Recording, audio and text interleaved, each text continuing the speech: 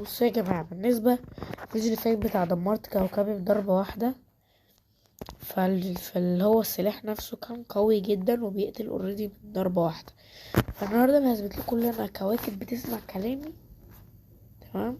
و النهاردة هضرب الكوكب ده العادي بضربة واحدة بس هيموت، ومش هضربه هو اصلا يعني، وأضعف. بص ده، تخيلوا هستخدم ده. الضربة هي هتفهموها دلوقتي حالا، بس بص بس وتعلم. اتفرج. بوظت الشمس، كوكب الأرض بيتحرق وهينفجر دلوقتي. بوم. لايك والاشتراك. باي. المنظر